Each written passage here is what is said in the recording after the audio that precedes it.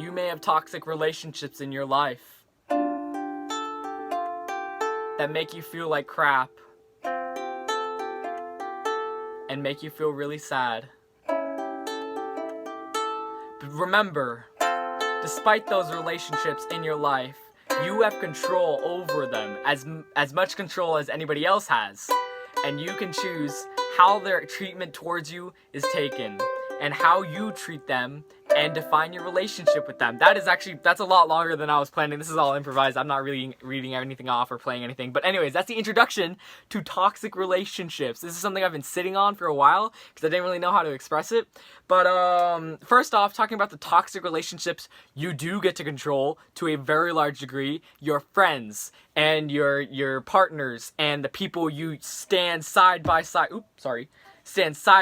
against. I just apologize to my ukulele. Those are the relationships you get to choose how you deal with. They're the relationships, unlike your family members, that you can choose to cut off at will. And, I mean, if you're a dependent like me, you can't really cut off your family members. They're your rides and whatnot, and it's kind of hard to do that. But besides that, if somebody is treating you toxically, well, let's actually define what toxicity really is. To me, toxicity is being unempathetic, insensitive, bullying. It's not really taking into consideration other people's ideas or perspectives. They're treating you second class. They're upholding their opinion above yours and possibly even overreaching their boundaries, overreaching your boundaries, our boundaries, doing things that is too overbearing, controlling and whatnot. That is toxicity.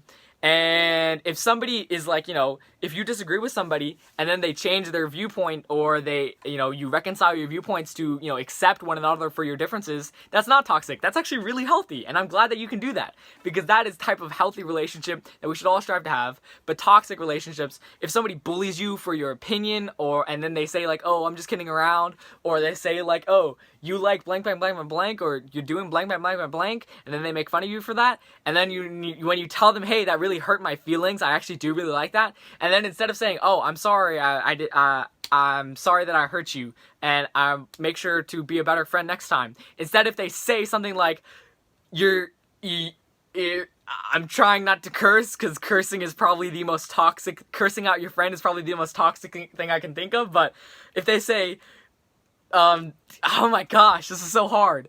Like, if they tell you to frick off, or, you're being too sensitive, then that's toxic, and they're not really taking into consideration your feelings, or your thoughts, or your perspective.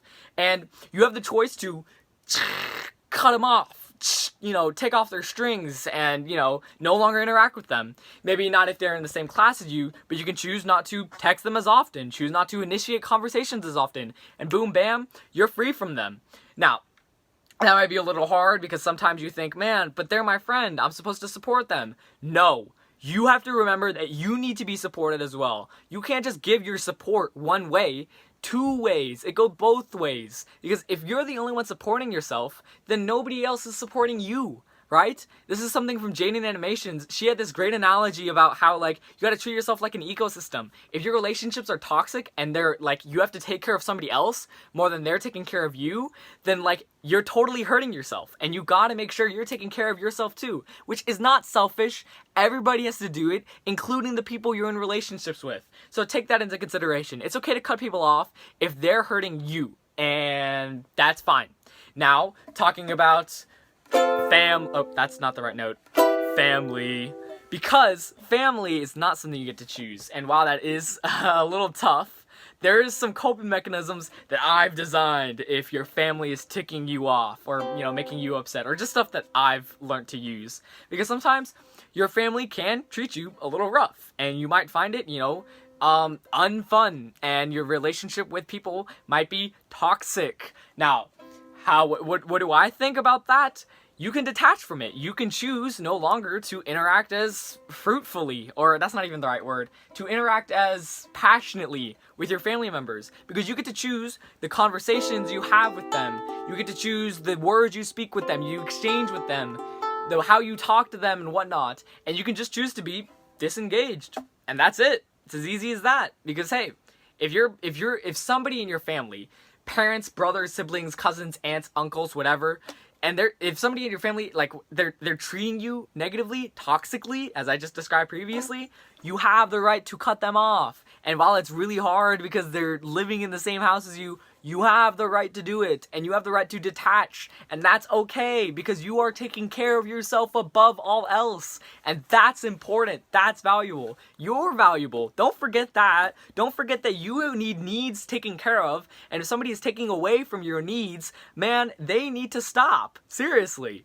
But once again, detachment, disengagement, until you can move out and you no longer have to deal with your family, because at that point you're able to, no longer respond to their calls, no longer talk to them as often. You only have to talk to them as much as you text them or call them or interact with them, and that's okay. If you're better off living your best life, which is important, you should be living your best life possible.